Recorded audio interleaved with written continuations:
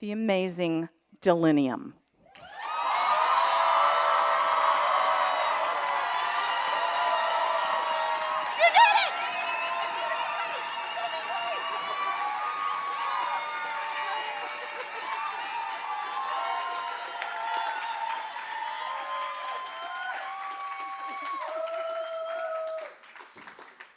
I'm not worthy. I'm sorry, you, and I know who you are. I'm so glad I can't see anybody. Yeah. I think it's very dangerous to give me a microphone, but it's too late. You should have got a shock collar for me or something. That's what I think. Okay. So it's a Tuesday night in North Beach, and a large Samoan man bouncer is tapping me on the shoulder, and he's saying, "Ma'am, you and your date are going to need to leave the strip club." And it's true. We've been warned, and he reminds us that he's warned us a number of times. So me and this guy, Crash, peel ourselves apart, because I'm straddling him somehow publicly in the strip club. We peel ourselves apart, and I remember vividly pushing my shirt back over my boobs. And we look at each other with that very awkward crossroads moment of like, so should we take this party elsewhere? Or should we quit while we both still have a job? That's the problem. Let's back up. It's 2008. I've taken a break from working in social services, very hard work, to be bored shitless working as a creative recruiter in a nice little office in North Beach. But I did that just in time for the economy to completely tank. And we laid off 2/3 of our staff, which unfortunately included Dixie. I'm so sorry, it wasn't personal. It really wasn't. And so I am now alone in an office with the owner in his 60s, another woman in her 60s, and me, and a brick wall and one window. I am pretending to cold call all day, every day. And it's just soul-sucking, as you can imagine. And one day the phone rings and I answer it, and it's a way too enthusiastic, overly confident young man from Berkeley saying, I am offering my free services for you for the summer. Like, really? And I'm intrigued. And he says, well, I need a summer internship, and I'm in marketing, but this is because my plans to go be a water polo player in the Summer Olympics in China just fell through.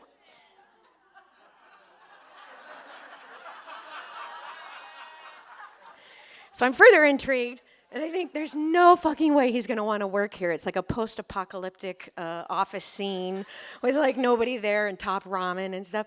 And but I was like, but if I get him an interview, then I'll be able to see what he looks like. And so I get him the interview, and Crash arrives. Crash is 6 foot something yummy. He is caramel skinned. He has that straw-like hair from being burned from chlorine. You know, it's blonde, it's brown, it's just like this, but it's beautiful. And that caramel skin, and he smells like sunshine in a suit. And I'm do the answer the door thing, introduce him to my boss, and I literally run into the break room to the water cooler, and I'm just sweating, and I'm doing the like, oh my God, oh my God, oh my God, oh my God, oh my God. He looks like he sounds. What are the chances? And I can't believe it. And so I stay in there because I don't have to decide the interview. And so my boss actually comes around the corner to find me in the break room. He's like, I don't know what you're doing in here, but we've decided to, hire Crash for the summer, and he's going to work directly under you. Teach him everything you know. I'm like, I am a very bad person. Oh, no. And so we actually worked together great for a couple weeks. He's actually funny, he's smart, all that sort of thing. I am perpetually sweaty pit girl. I'm like nervous, I'm dressing a little nicer, I've gone to H&M, whatever. And but it's really just so pathetic. I mean, I'm just so embarrassed for myself because he is 21. I am 42. So stupid. So I'm twice his age. Do the math, right? And so I'm just embarrassed for myself, and I think I'm keeping it very cool. And sure enough, there's a work event. There are people and clients, and there's drinks, and there's drinks, and there's drinks. And I'm trying to hook him up with other young girls. And he's like, no, they're not my type. They're stupid. And I'm like, what? And, because I'm trying to play like cool older sister thing. And but then he's like, can you give me a ride to BART? I'm like, sure, that's safe enough. And so we go walking to my car. But remember, we work in North Beach. What's in North Beach? Strip clubs, strip clubs, strip clubs. So everywhere we go, it's Centerfolds. We walk by there. We laugh at the Tuesday night specials, and then we laugh at the half-off specials at Centerfolds, and whatever. We walk back all the places. And suddenly, as we're walking past one of the signs that say, half off, I hear him mumble, I've never even been in one of those.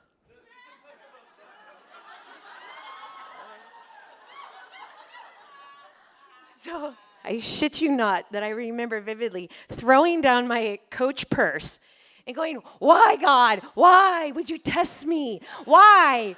Why? And I said, why would you give me such an easy pitch if you didn't want me to swing? And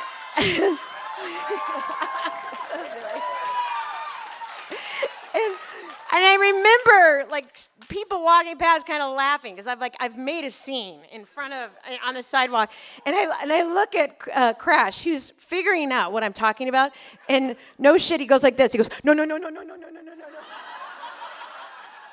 He's holding his backpack. This is the backpack. He goes, no.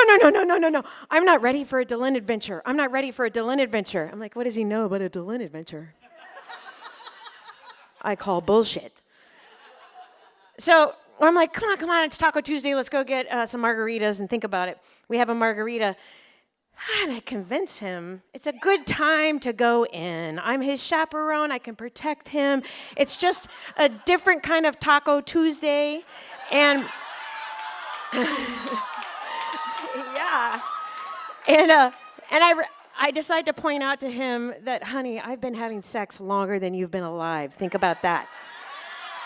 And so we go into the Penthouse Club, and it's dark and depressing, just like you expect it to be. I don't know why everything's maroon and red and feels like it's damp, but it is. And we go in, and it's totally dead. It's a Tuesday night. There's lingerie zombies laying around. It looks sad, and, regulars at the bar. And we go in, and they quickly escort us to the white leather armchairs. And they're clearly happy to see us. And I think, oh, my God, of course they are. We look employed and STD-free. And I'm like, for fuck's sake, he looks like Thor with a laptop. He's like walking in. And so we sit down, and right away, they're just all over us, talking about how law school is really hard to pay for, and oh my God. And they're starting to circle us like lingerie-clad sharks. You know what I mean? They're like sharks in lingerie swirling around us. And I'm just sort of laughing at him, and he leans over and he's like, oh my God, is this how this works? I get to pick the one I like, and they're gonna dance on my lap? I'm like, yes, yes, and I'm your boss. And so that's happening, and I remember he pushes this ruffled butt away to look at me, and he goes, before I get too drunk, or you think I'm too drunk, I just want you to know, I think you're really funny. I think you're really smart. And I think we have something. We're special. He takes this moment. He's like, I just don't want you to discount what I'm saying. I'm like, no. And I'm like, right back at you. And this won't go in your performance review, I promise. I just said that. But at this point, I'm still like, so am I in the friend zone, the older sister? I think I'm more like that crazy aunt that buys you weed and has really bad boundaries. I think that is totally where I'm at. And so this scene is just hilarious, and I decide to go to the bar and join comb-over guy at the bar to watch this scene of the virgin face, the whole thing. And pretty soon, Crash comes over to me at the bar, and his hair's all disheveled, and he's got that grin, candy store grin, and he's like, there's a champagne room. There's a champagne room. They say we should go to the champagne room. What's there, champagne? I'm totally laughing. I'm like, no, I think you should stay here on the ground floor. Stay here on the ground floor. Keep your money. And I was like, And I was like, but maybe you should relax a little. And he still has his, beautiful, luxurious, dark purple dress shirt on, black slacks, black shiny leather shoes. And I was like, just relax a little. And so I unbuttoned his top button. And that's when divine intervention came in. And I suddenly felt the urge, and I was compelled. I was really compelled. It wasn't my fault. I ripped open his shirt. Just like in the movies or actually cartoons, I don't know that it's ever real, that it worked. It worked. It worked in one motion, and time went, slow, because I hear all this ting, ting, ting, ting, as the buttons are hitting glasses at the bar, and the comb-over guys are all, And I look over, and the ladies in waiting, they're, all around us, they're like, oh my God, I still have buttons in my hair. And they're like, you guys are so crazy. I love your energy. I love your energy. They're saying that. And I come to the champagne room. It's now like $50 instead of $300. And I decide, as his chaperone, and I promise to protect him, and as his boss, I was like, no, we're gonna stay here. You do the chaperone thing. You do the champagne room another night, like with your fraternity brothers, not with me, your boss. And it seems reasonable. And but of course, at this point, we're drunk. We've been drinking all throughout the night, because this is a clothed type of, semi-clothed nudie place, whatever that means. And so as I'm drunk and he's shirtless, which is so hilarious, because he is 6'2" something guy who can't button his shirt, and he's completely caramelized brown with a six-pack, and he's like, oh, I'm so embarrassed, like this, and it's just great. He looks incredible. And so then I tie it up like a Marianne midriff, and I was like, now you go along and be a good, pretty little girl. He's like, what are you doing to me? And but it's great. And so then I finally, at this moment go, okay, well, how about a lap dance for us both as a consolation prize to not going to the champagne room? I still don't know if I'm the crazy aunt or what's happening. But he's scared of the lap dance. That's why he's come over, of like, what do we do? How does this work? And so I pick the prettiest, curviest, brownish, Polynesian, Asian island something woman with the buttons in her hair to do a double lap dance. And she's like, it's against the rules, but let's go for it. And we go to a bench, and we sit down. He holds my hand, it squeezes it, and she is totally writhing all over me. And I do one of those things that you don't want to admit, where you're like, I'm totally showing off. I'm doing that cougar wet dream. I am going to get all up in the business of this stripper while his eyes pop out of his head. And doing the this isn't mama's first rodeo type of thing. So I'm cupping her big brown boobs. I remember vividly trying to get my fingers inside her spandex Spanx outfit or whatever. I'm doing all, kissing her neck, and I look through all this black hair that's all over me to see his face that's totally in shock. He's breaking my hand. He's squeezing it so tight. The bouncer again, excuse me, you guys are going to have to stop that. And he makes her leave and says, you know better. And so she leaves, and Crash and I just look at each other like, ugh. And right then, I have to tell you, I don't know what happens. I don't know if I leap onto his lap like a crazy cougar, or if he picks me up. And so pick whichever version. I like the pick me up version. That's the one I like. I'm on his lap, and we go into one of those just frantic, frenzied make-out of oh my God, I didn't think this would ever happen. Oh my God, I didn't know you felt the same way. And oh my God, blah, blah, blah. And it's like what high school dreams are made of oh my God, he noticed me type of thing. And it's just incredible. His hands, his big water polo hands are immediately up, hanging onto my big old honking boobs. And it's right at that moment that I was like, I don't believe this is happening. And I was like, do you even really know how old I am? I think I need a disclaimer, maybe he doesn't know what ride he's on or something. And I don't know what that means. And that's when he grabs the back of my hair, pulls it back, and goes, does it look like I give a fuck?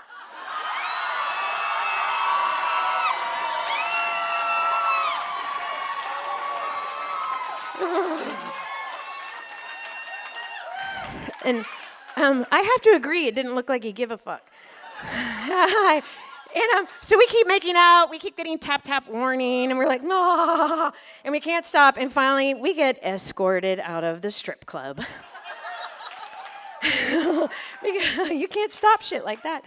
And but so now here we are at that crossroads, and I'm thinking, wow, should let's see, me, a middle-aged woman, go sleep at his fraternity house at Berkeley, or should I bring him home to my roommates and let him wear one of my shirts to work tomorrow? And that's when I do one of my usual, like, let's get serious, Delynn, and you're his mentor and you're his boss. I was like, I don't want to lose my shitty job this way.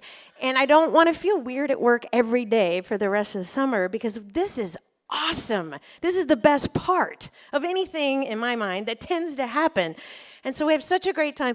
We go, we got to get to Bart. It closes in 10 minutes. We rush him to Bart. We get to Bart, and he gives me a goodnight kiss like nothing I've ever had. He grabs my thighs, across the console in the car, gives me a kiss, and he goes, this is the most amazing night of my life. I'm like, well, you have not lived, man.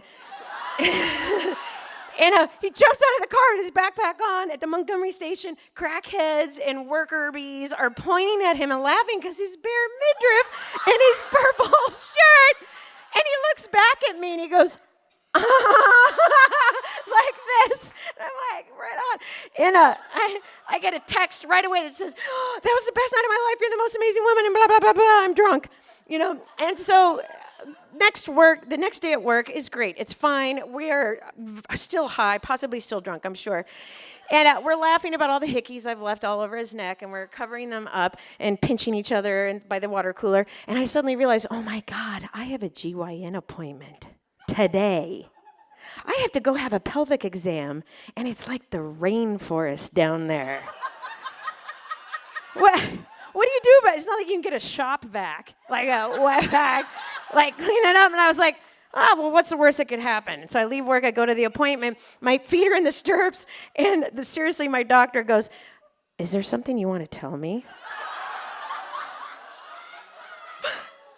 What? And I was like, oh my God, did she lose her watch in there? A tool in there or something? What happened? And I go, that I'm really happy.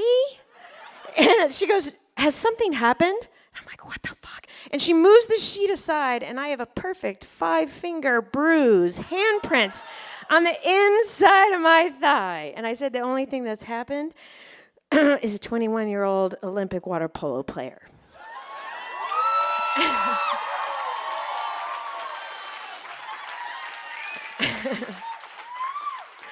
And so Crash and I worked together for the next couple of weeks. It was cute, it was flirty, it was fun, but I really never regretted, this is where I go very off-body storytelling script, I really never regretted not sleeping with him.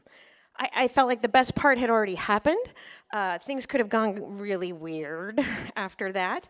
And really that in honesty, part of why I've never been on this stage is I'm like, I don't have a lot of sex to talk about.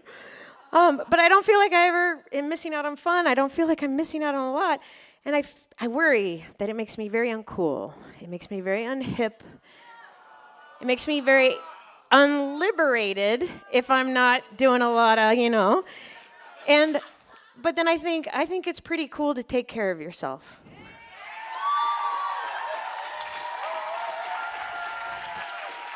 And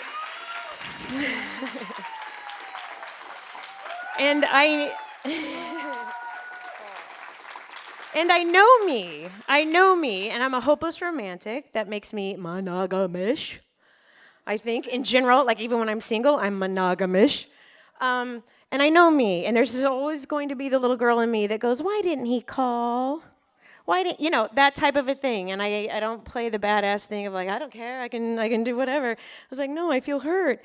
And so I've made a point all my life that if I didn't decide in a sober state that it would be a great idea to get down to fucking, then I maybe shouldn't decide it in another state, and then I feel like I don't fit in, and I feel like it's different.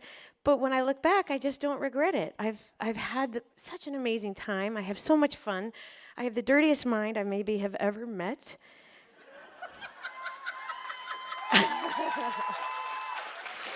I just know how my heart is, and I know how to take care of it. And if it makes me boring or vanilla, I feel like it's a really yummy flavor sometimes.